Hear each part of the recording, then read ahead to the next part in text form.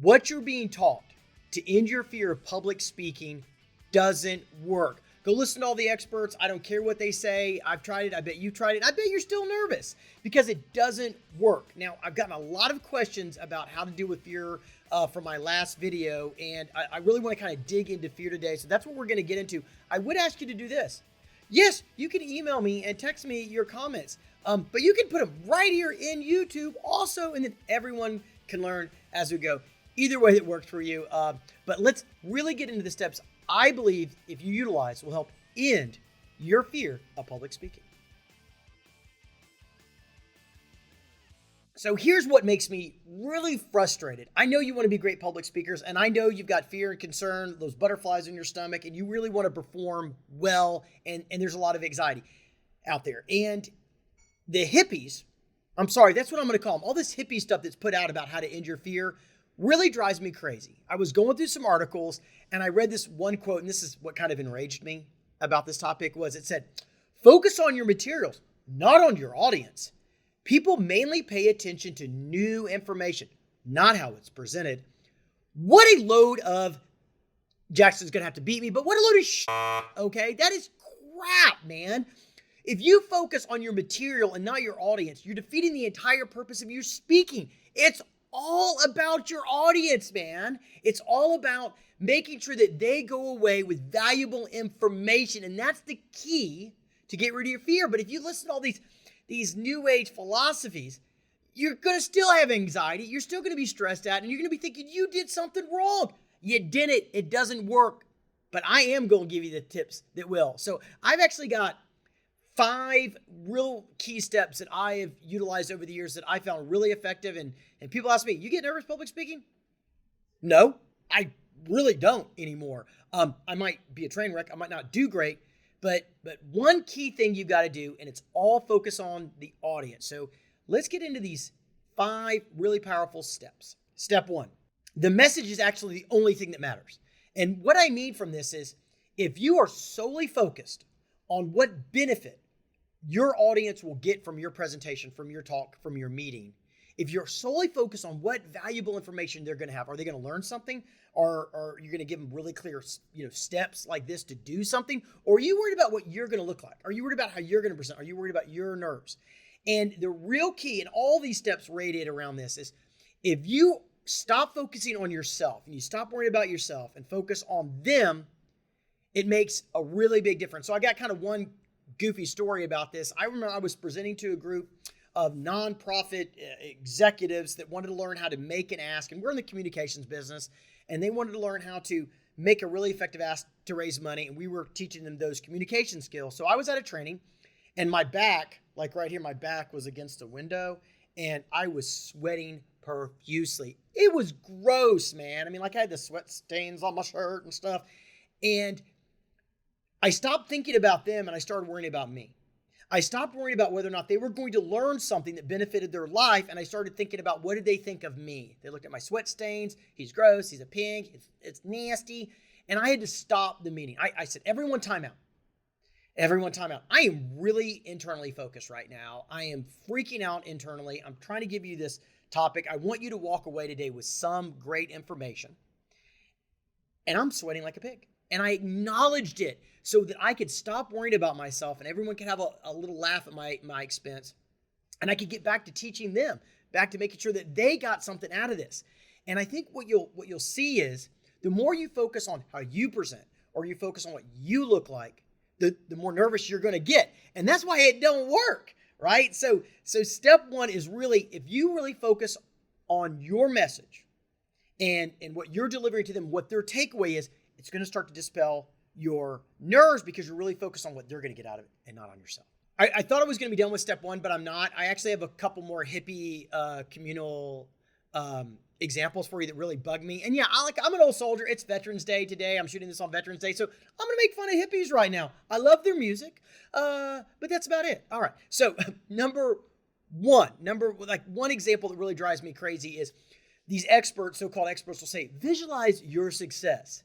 If you visualize your success, man, your nerves are just going to go away and it's going to really build confidence in your speech. And that's a load of garbage, all right? Because if you're focused on your success, What are you doing right now? You're thinking about yourself and what people are thinking about you. That's garbage. Focus on your audience's success. And that makes it external instead of internal. So that's garbage. Another one that just drove me crazy was relaxation exercises. Look, it might be good to do some breathing exercises. It might be good to kind of chill out a little bit. But when you're chilling out and you're doing breathing, I know what you're doing. You're thinking about yourself and you're trying to calm yourself down. Instead, what I'm going to suggest you do is what we'll refer to as step number 2. So here we go. And a lot of people will say this, practice, practice, practice. But that's not exactly what I mean. That's not exactly the way that I've approached trying to get rid of my nerves in these situations.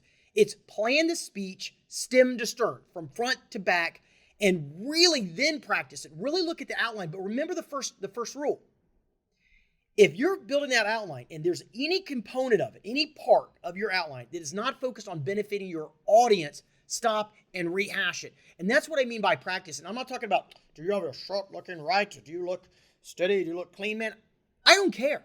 And I bet your audience doesn't care either. They showed up to get some value out of the day, value from you, not about you. And when you practice your speech, your narrative, stem to stern, front to back, you're going to end up doing what's really important, which is step number 3. You're going to redo this speech over and over again. And what somebody that's really like internally focused is going to do is, I'm not redoing this speech. This is my speech and it's awesome. And I worked really hard on it. And they're not asking the right question.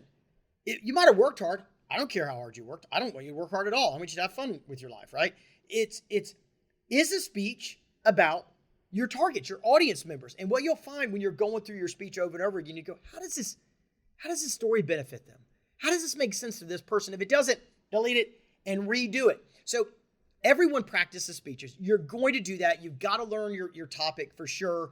And one of the things that happens sometimes is people will start to talk about things that they know and they feel comfortable with to dispel the nerves, but the audience doesn't care about it. And so I want you to fight that off and continue to refocus on your speech having impact on your audience. What do you want them to take away? Maybe that's how you should start every topic for your speech. What are they going to learn? What are you trying to convey? Not how do I look, right?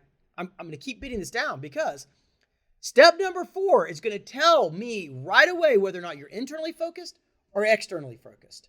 Externally focused. So step 4, use crutches, use notes, use a PowerPoint presentation. I don't care, all right?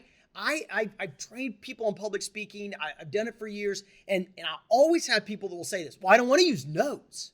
Why don't you want to use notes, man? I know why you don't want to use notes. You want everyone to think you're smart. You want everyone to think you're dialed in and that you are your own mastermind. I got notes right here in front of my screen. I live by these rules. I got notes. The audience doesn't care 2 bits if you use notes. They don't care. You know what they want? An impactful message, something they can take away. I'm reiterating this, I know. But that's what your audience wants. They don't care if you're looking at notes every now and then. They don't. So I use PowerPoint. PowerPoint's terrible. It's boring. It's awful. And people that read from the slides, they didn't practice. They didn't follow those first 2 steps. They didn't really work on the speech. I use PowerPoint only as a outline so I do not get distracted. I don't read from the slides. I'll skip slides. I'll power through the presentation. But it keeps me on track. And it lets me know those 4 or 5, 3 main things I want the audience to leave with. That way I don't forget.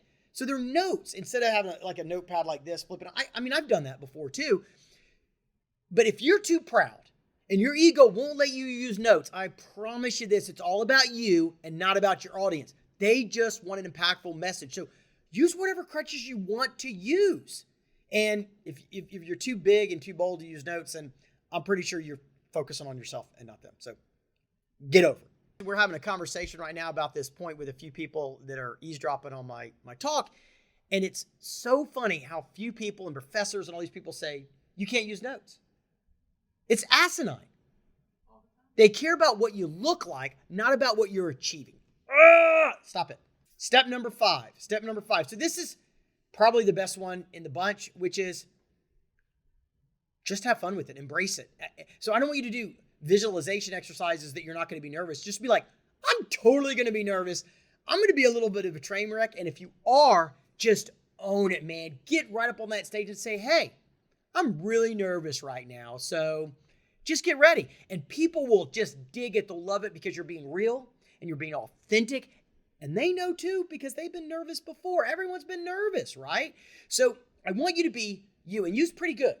You's pretty good. Like it's going to work. It's going to be great. So if you're funny, be funny.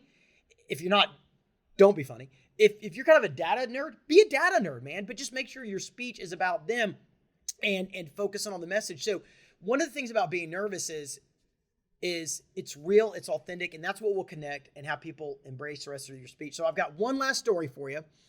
And when you're ready to do this, I know that you're totally focused on the audience. I was working on this for years and years on how I could really focus on them and not me, because everybody, has some focus on themselves, and that's pretty normal. So I went around and I did a speech with about 250 people, and I had my zipper down. Now, I didn't have anything exposed. I had a shirt pulling out, but everything was clean and adult appropriate and whatnot. But I knew that if I could get up there and do something so embarrassing that I was really going to focus on them. And the point of my speech was, of that particular speech was, it was a communications tactic of groupthink, and we were trying to get rid of groupthink and how people will never tell you when something's on your face.